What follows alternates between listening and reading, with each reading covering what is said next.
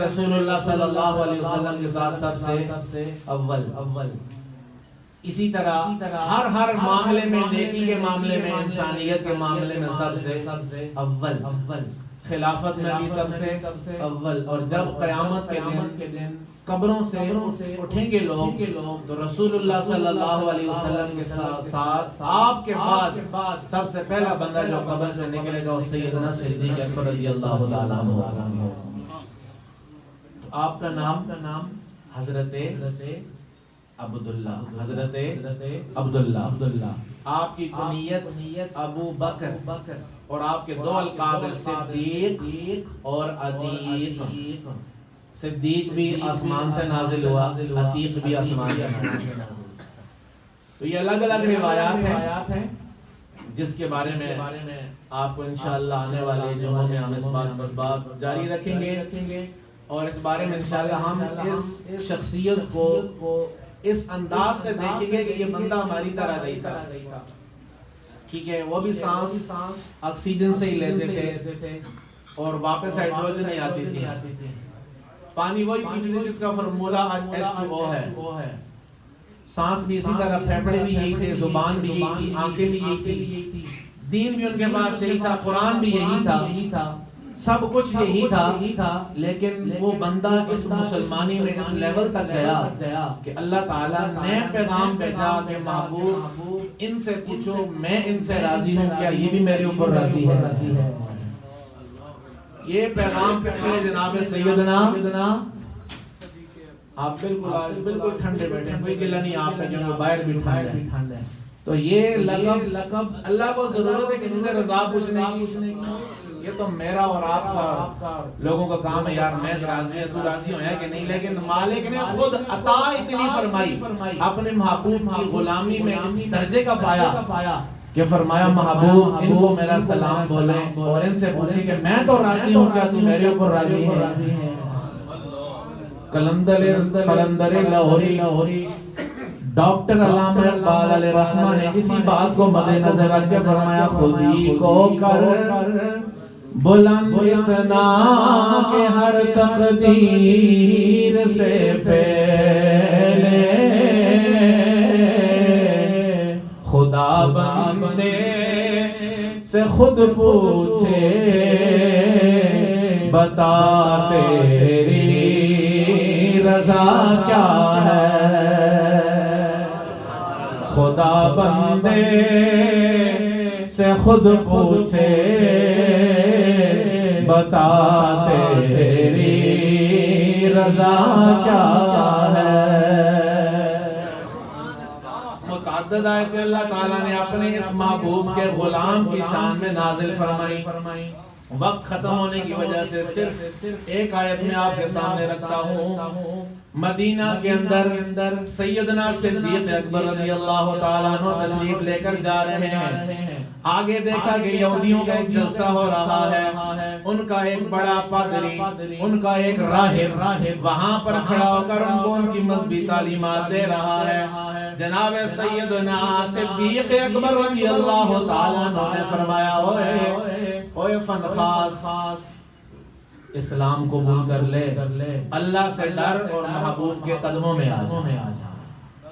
جب اس نے صدیق اکبر رضی اللہ تعالیٰ عنہ کو دعوت دی اسلام کی تو اس نے آگے سے اعتراض کیا اسلام کے اوپر، کہنے لگا اچھا وہ اسلام جو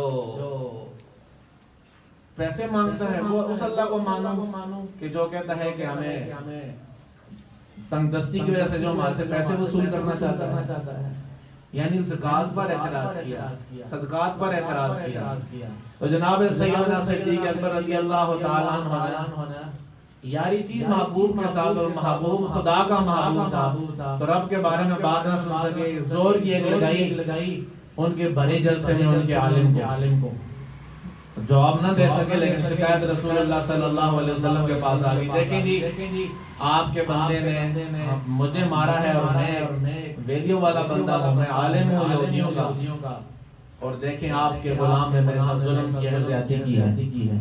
جناب سیدنا صدیق اکبر نے عرض کی یا رسول اللہ صلی اللہ علیہ وسلم میں انکار نہیں کرتا میں نے اس کو مارا ہے لیکن بلا وجہ نہیں مارا، اس نے میرے دین پر میرے اسلام پر اور میرے دین و اسلام بھیجنے والے رب ذوالجلال پر اعتراض کیا ہے۔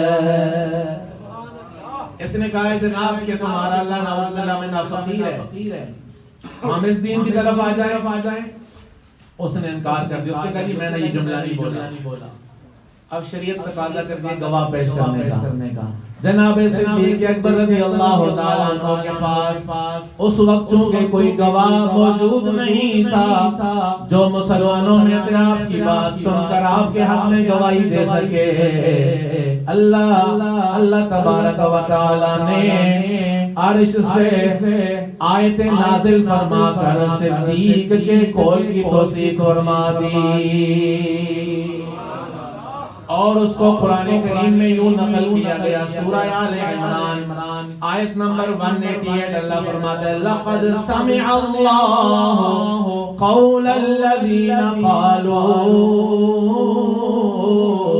إِنَّ اللَّهَ فَقِيرٌ وَنَحْنُ أَغْنِيَاءُ۔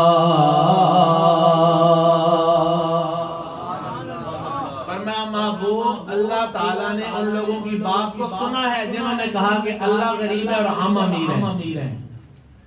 سَنَكْتُبُ مَا قَالُوا، اللہ کہتے ہیں کوئی بات نہیں جو وہ کہتے ہیں نا ہم ان کو لکھتے ہیں۔ وَقَتْلَهُمُ الْأَنْبِيَاءُ بِغَيْرِ حَقٍّ، اور ان کا یہ جرم ہی نہیں ہے انہوں نے اللہ کے نبیوں کو بھی شہید کیا ہوا ہے۔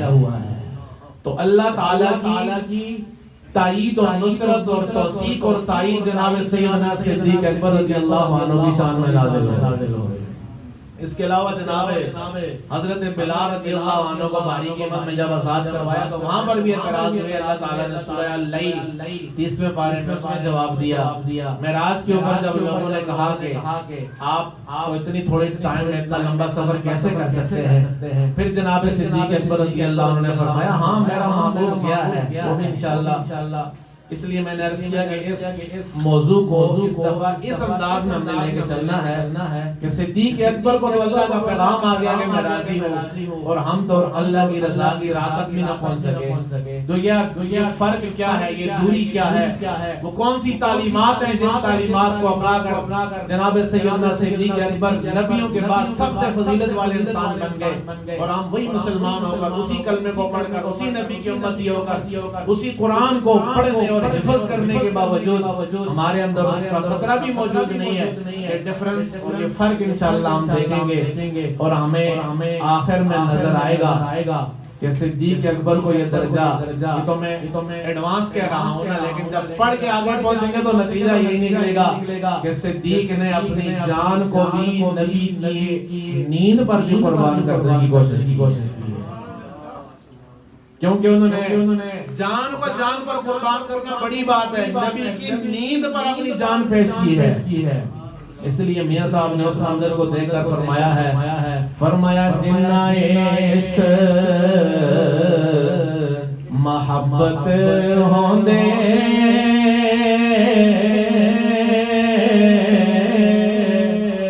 او ایسے صرف کر دے سجن ستا نہیں جگا دے آپ ہو من جے مردے۔ صدیق اکبر نے نبی کو تولا نہیں ہے، حضور تو انہوں اتنا پتہ یا نہیں پتا، حضور آپ کے لیے اتنا کچھ کر سکتے ہیں کہ نہیں کر سکتے۔ انہوں نے کہا سانپ ڈستا رہے صدیق مرتا رہے سونے کی نیند بھی خراب نہ ہو۔ فرمایا کہ جن کو عشق اور محبت ہوتی ہے، ہم میں سے ہر بندہ کہتا ہے کہ غلامی رسول میں موت بھی قبول ہے، ہو نہ عشق مصطفیٰ تو زندگی فضول ہے۔ لیکن عاشق تو یہ تھا کہ محبوب، اللہ نے قرآن میں کہیں فرمایا تھا کہ خود مر جانا لیکن نبی کو جگانا نہیں ہے، کوئی آیت نہیں۔ تو ہم تو مر گئے یہاں پر جی میلاد ہے تو قرآن میں دکھاؤ، کسی ولی کے پاس جانا تو قرآن میں دکھاؤ، 11ویں کے لیے اگر آپ نے قرآن پڑھ لیا ہے، کسی بزرگ کے لیے دعا کر دیا، قرآن میں دکھاؤ۔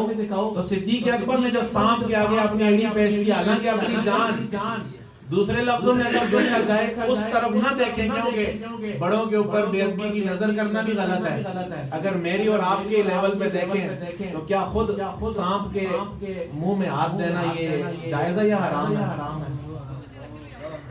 لیکن صدیق اکبر نے جب دیا تو پھر ہوا کیا ہے؟ کیا پھر اللہ کے رسول نے فرمایا تم نے غلط کیا ہے؟ نعوذ باللہ منہا۔ کیوں؟ صدیق نے یہ سبق دے دیا، محبوب کی ذات تو بڑی ہے، ان کا نام تو بڑا ہے، ان کی ہر چیز بڑی ہے۔